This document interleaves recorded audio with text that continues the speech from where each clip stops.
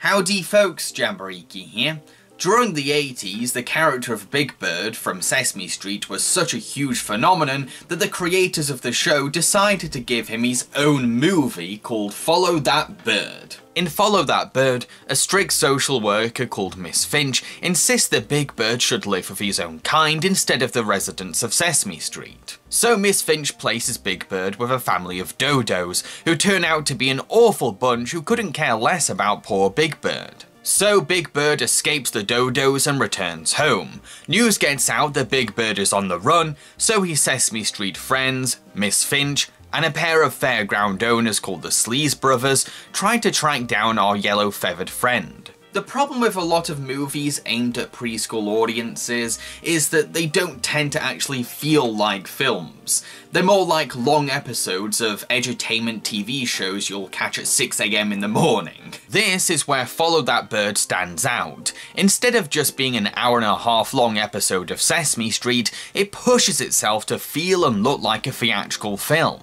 There's high stakes involved, a sense of adventure, and a majority of it is shot on real locations rather than cheap television sets. It's also not your usual road trip film, and if I was to best describe it, I'd say it's like if the filmmakers combined Homeward Bound with wacky races. And yes, it's as fun as that sounds. Even if your kid isn't a Sesame Street fan, I do think that they can still get some enjoyment out of this movie. Children will have a blast seeing these Muppets travelling the roads in their own unique vehicles, many of which reflect their character's personality. And the film's journey is full of opportunities for young audiences to respond vocally to the movie. Kids are bound to gasp and cheer when one of Big Bird's friends spots him, or boo and hiss when Big Bird comes face to face with a villain. However, you may be wondering, will parents or older siblings being dragged into watching this film enjoy it just as much as their kids? Well, if you feel happy spending time with these Muppet characters for the first 10 minutes or so,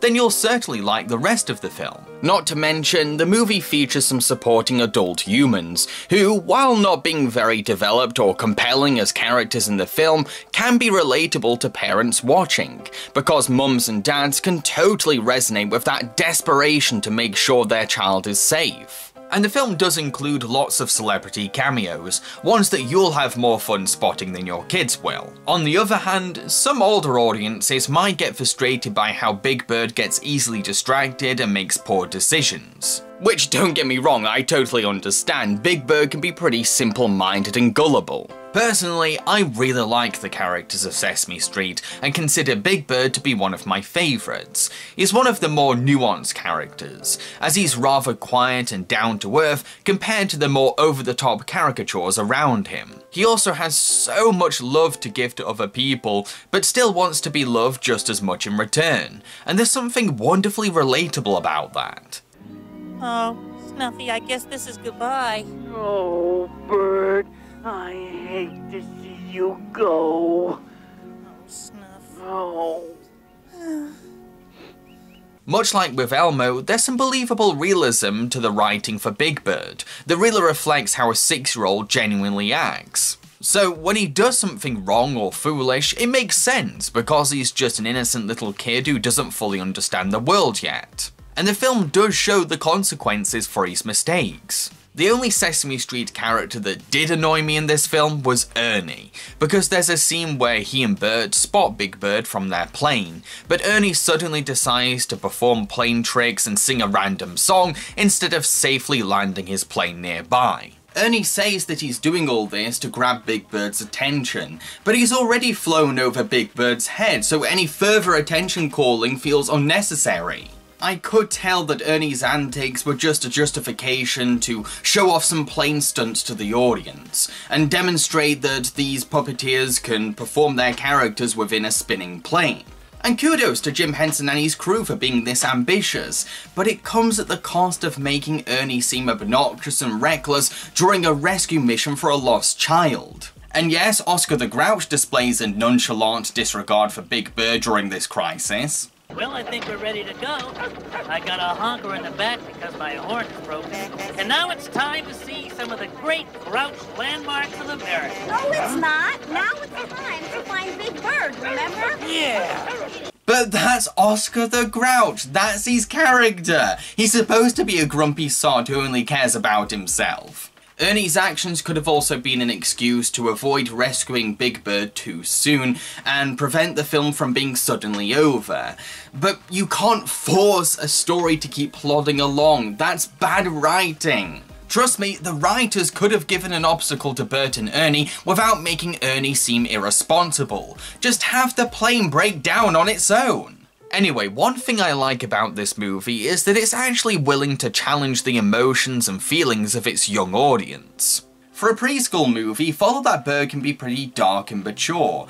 Sure, it's a very light-hearted, safe and cheery film overall, but sometimes it can get a little melancholic or use allegories to explore grown-up themes and values. For example, the whole plot involving Miss Finch's determined belief that bird children should only be adopted by their own kind, only to realise that Big Bird is already happy living with a family made up of humans, monsters and animals, teaches kids that diversity in your family is totally fine, and that it's wrong to condemn interracial adoption.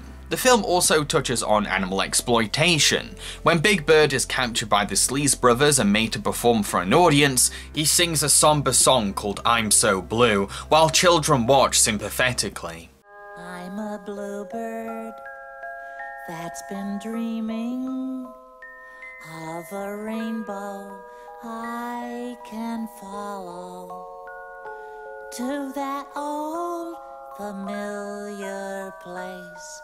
It's a very harrowing scene that doesn't hold back or sugarcoat Big Bird's bleak emotions, demonstrating how cruel and barbaric forced animal entertainment can be, thus teaching kids to be wary of how animals really feel when pushed onto a stage. Don't worry, there's nothing too disturbing in this film, just enough of an edge to get kids emotionally invested in the story. The filmmakers do know where to draw the line for their preschool audience. So, what about the puppetry for the film? Well, what can I say? It's Jim Henson's Muppeteers, the creme de la creme of puppet performers of Hollywood. Every Muppeteer is phenomenal, all sinking their teeth into their charismatic foam characters, harmonizing a balanced level of cartoony energy and subtle touches. But the film is mainly a showcase for Carol Spinney, Big Bird's puppeteer, who also plays Oscar the Grouch too. Spinney is so amazing in the role of Big Bird, truly capturing the quirks and movements of a real child, while also keeping the character's distinct size in mind. He brings so much charm and life to the role, and he's not afraid to wear his deepest emotions on his sleeve while performing. The setup for Big Bird's mechanics is actually quite complicated, relying on Carol to uncomfortably squash himself while only having a small TV screen for optical vision. Yet, despite the physical demands, Carol pushes himself to bring a living, breathing soul to this feathered puppet. I do encourage you all to check out the documentary I Am Big Bird. It's a fascinating film that goes into detail about Carol's personal life, history with Sesame Street, and passion for puppeteering. He's a very inspiring man. I mean, he's still performing his Sesame Street characters to this day at the old age of 84. This man is a true legend that deserves so much praise and recognition. To conclude, Follow That Bird is a good example of a preschool movie done well. Instead of pandering to kids and not putting in much effort, Follow That Bird teaches kids important values about family, diversity, and sympathy for animals, while also telling a fun, engaging road trip adventure story.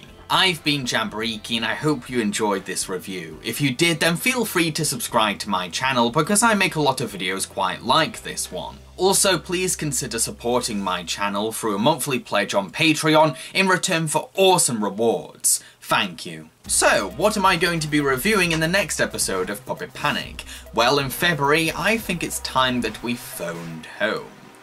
Cheerio, folks.